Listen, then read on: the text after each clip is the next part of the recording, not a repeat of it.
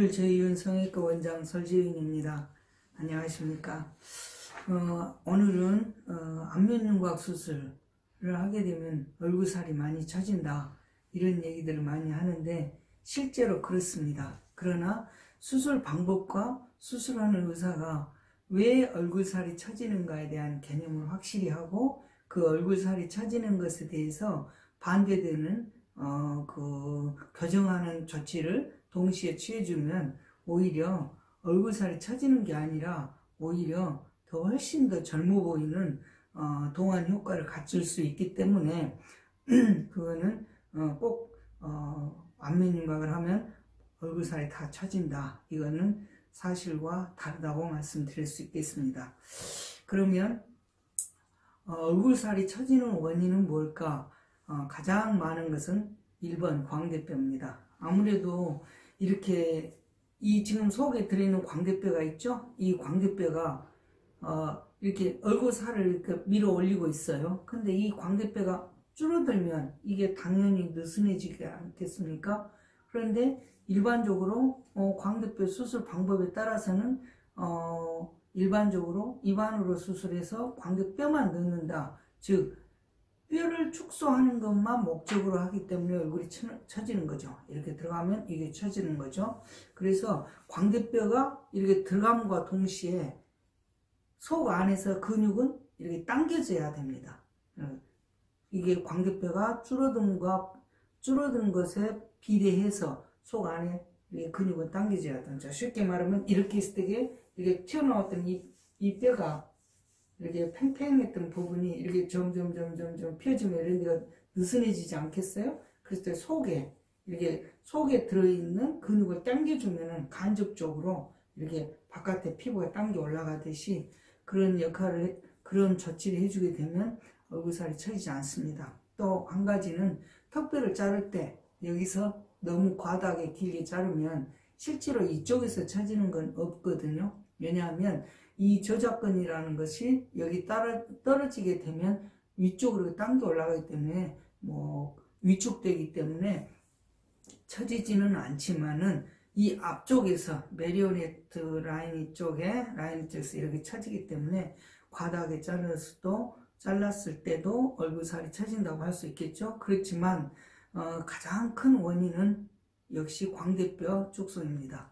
그럼 제가 일러스트레이션이나 사진을 보면서 다시 구체적으로 디테일하게 설명을 드리겠습니다. 그러면 우리가 광대뼈를 수술할 때 항상 뼈를 지금 이게 노랗게 이쪽에 있는 것이 광대뼈거든요. 그러면 광대뼈만을 생각하지 않고 광대뼈가 변하면 이 광대뼈와 연결되어 있는 이런 근육들의 변화를 항상 생각해야 됩니다.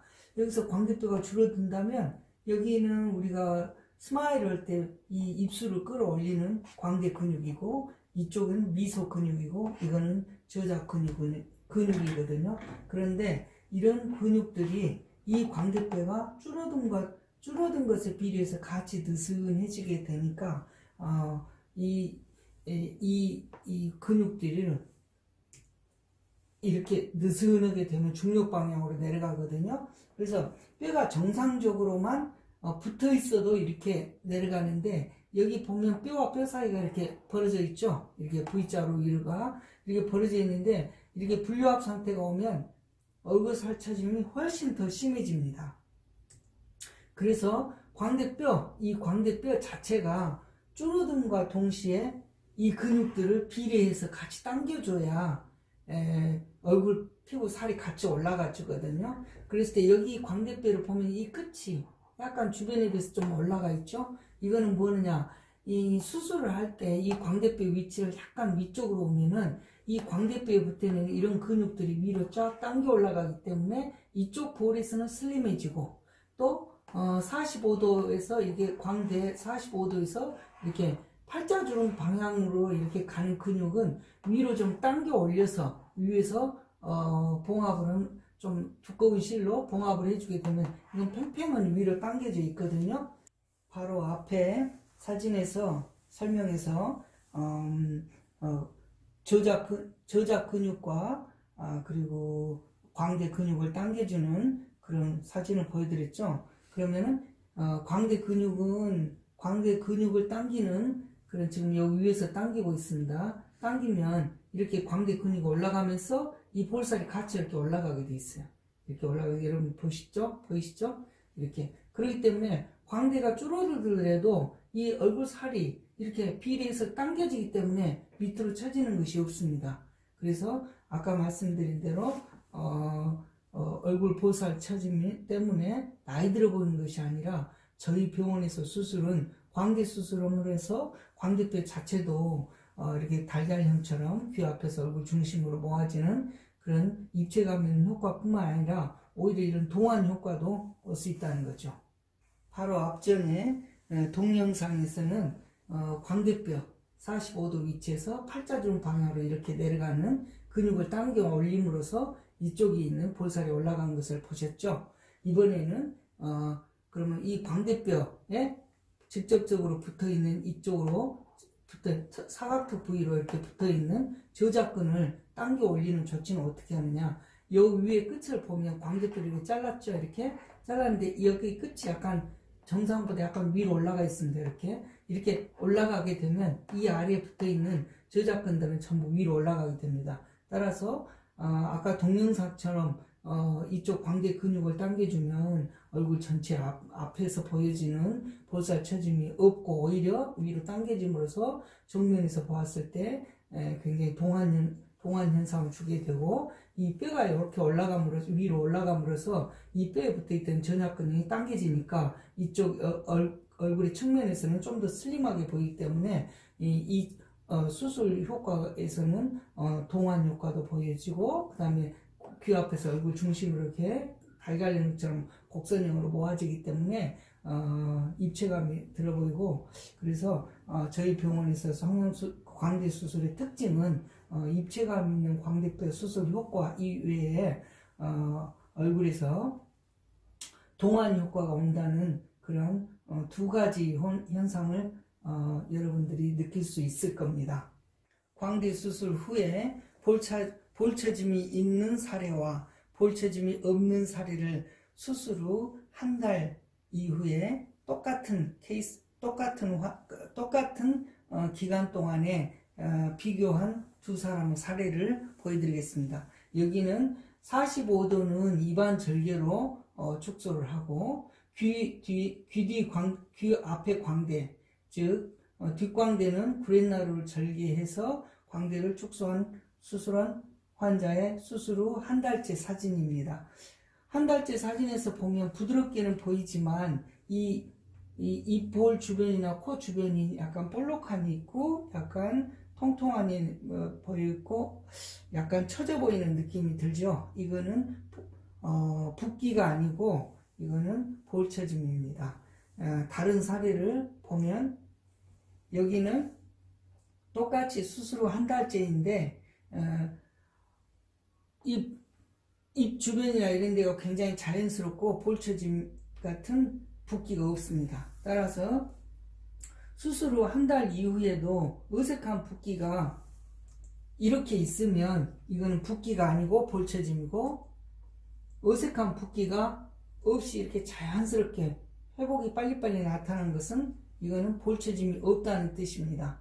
물론 이런 볼처짐이 있는 경우와 없는 경우는 수술 방법의 차이인데 여기는 입안으로 수술했던 환자이고 여기는 두피로 절개했던 두피 절개 관상수술 이쪽 두피 절개 관상수술로 이렇게 수술한 환자입니다. 따라서 수술 방법은 어떤 방법이 좋으냐 이것보다는 광대 축소에 있어서는 두피 관상 절개가 가장 적합한 수술이다.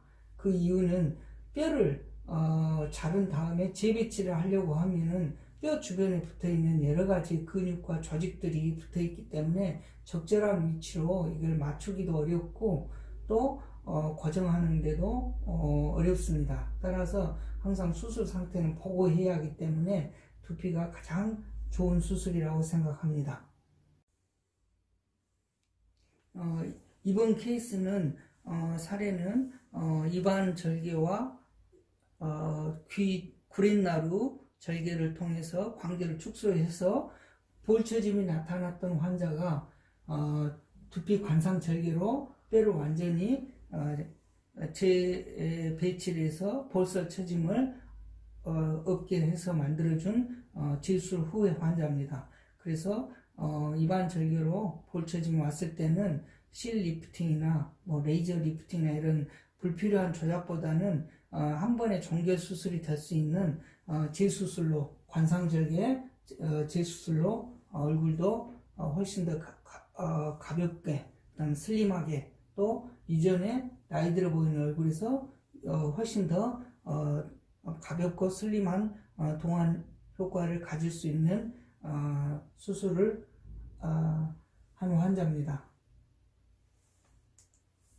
여기는 제가 2019년도에 코엑스에서 두피 절개, 관상 절개로 해서 광대 수술에 부작용을 피할 수 있는 대안 수술에 대해서 발표를 했을 때 내용입니다. 이거는 제가 항상 환자들에게 상담을 했을 때는 모든 상담 내용을 기록해서 이런 진료 차트를 카메라로 촬영해서 환자의 핸드폰 메시지로 바로 전송해 드리는 자료입니다. 여기서는 광대나 사각턱에 대한 설명을 했는데 효과에 대한 내용을 4가지 정도로 써놨습니다. 그리고 부작용에 대해서 6가지를 써놨습니다. 그리고 회복 경과에 대해서 어느 시기가 되면 어느 정도 효과가 온다, 이런 내용들을 다 기록했습니다.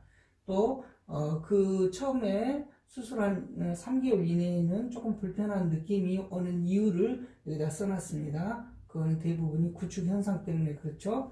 그 다음에 우리가 항상 정면의 얼굴 인상은 광대뼈가 결정한다는 내용을 써놓았습니다.